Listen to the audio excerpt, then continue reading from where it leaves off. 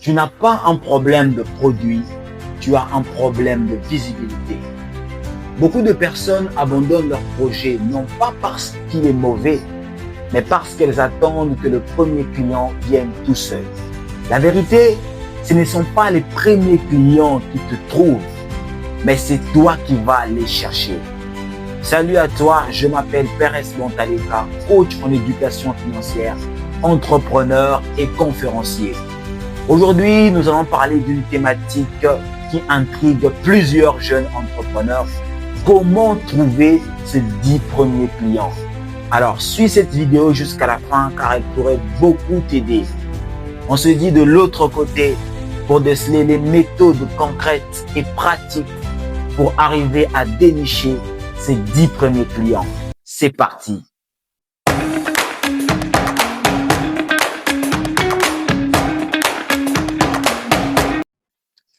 Les plus grandes entreprises ont commencé avec un seul client. Tu dois savoir que ton objectif d'aujourd'hui n'est pas de vendre à tout le monde. En tant que jeune entrepreneur, ça serait une folie de chercher à toucher toute la population. Mais ton objectif d'aujourd'hui serait de trouver tes 10 premiers clients fidèles. Et je vais te montrer dans cette vidéo quelques étapes que tu pourrais utiliser pour arriver à dénicher tes 10 premiers clients qui pourront t'aider à lancer ton entreprise. Alors, suis cette vidéo jusqu'à la fin. OK.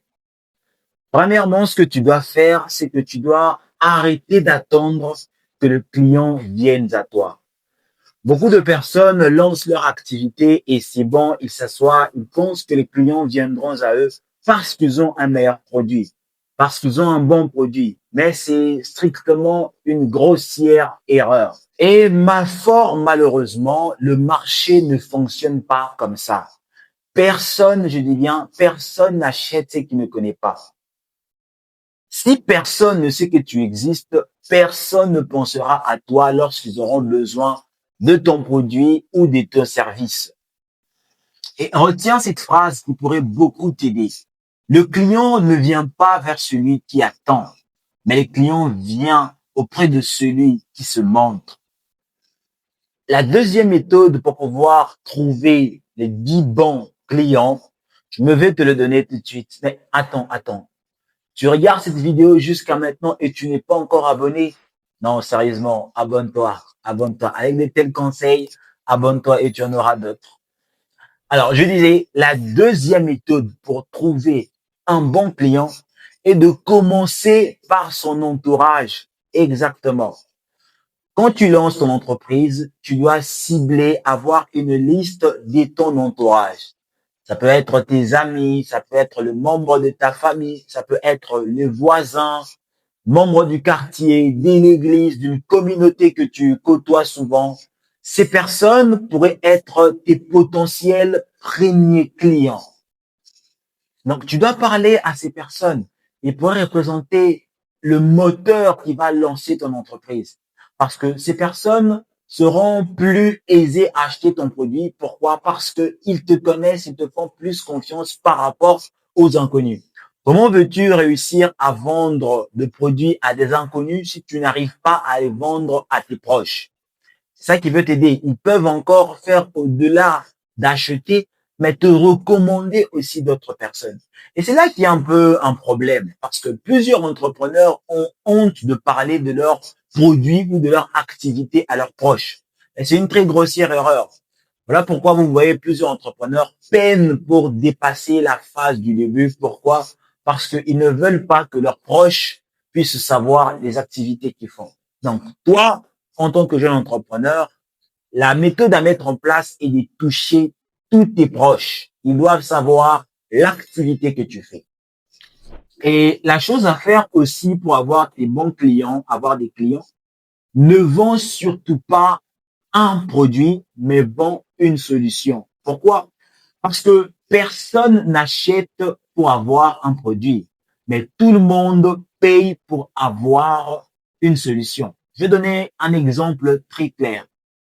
Personne n'achète une perceuse parce qu'elle aime le perceuse. En tout cas, ça serait fou, mais Des personnes achètent des perceuses parce qu'elles veulent un trou dans leur mur. Donc, vous voyez, la solution serait ici d'avoir le trou au mur. Donc, je vends à mon client la possibilité d'avoir le trou à son mur et non une perceuse. Les gens n'achètent pas ton produit, ils achètent les résultats qu'il apporte. La quatrième méthode est de demander une recommandation. Ne laisse jamais après une vente la relation s'arrêter là. Tu peux demander à ton client si elle pourrait te recommander quelqu'un qui pourrait être intéressé par ton service. Parce qu'il faudrait savoir qu'un client satisfait devient souvent ton meilleur commercial. C'est très important de demander des recommandations parce que les recommandations valent souvent plus que la meilleure publicité.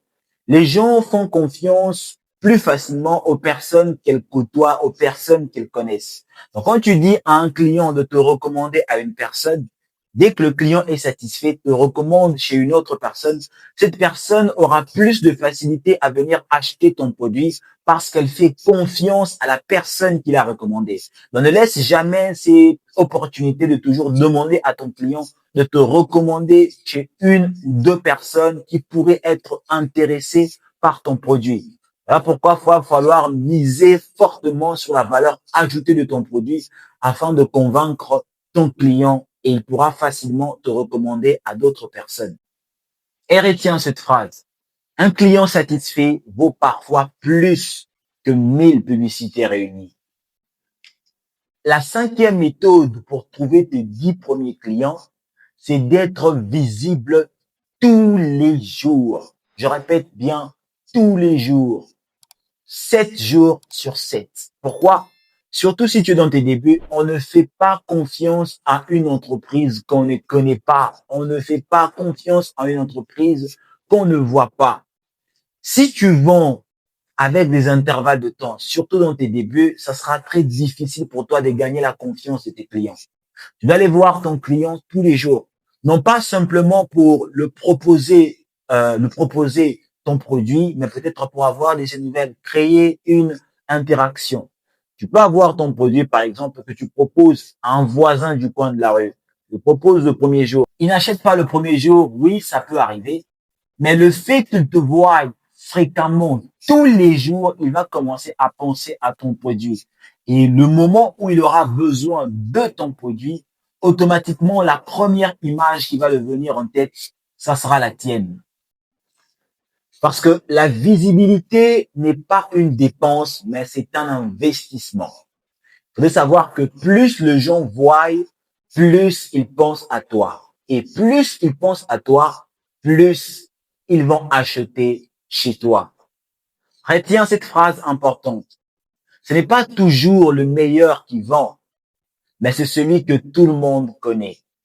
En mettant en place ces 5 stratégies, tu pourrais fortement trouver tes 10 premiers clients fidèles qui vont t'aider à lancer ton entreprise d'une manière régulière. Merci à toi d'avoir suivi cette vidéo. C'était Peretz Montalika.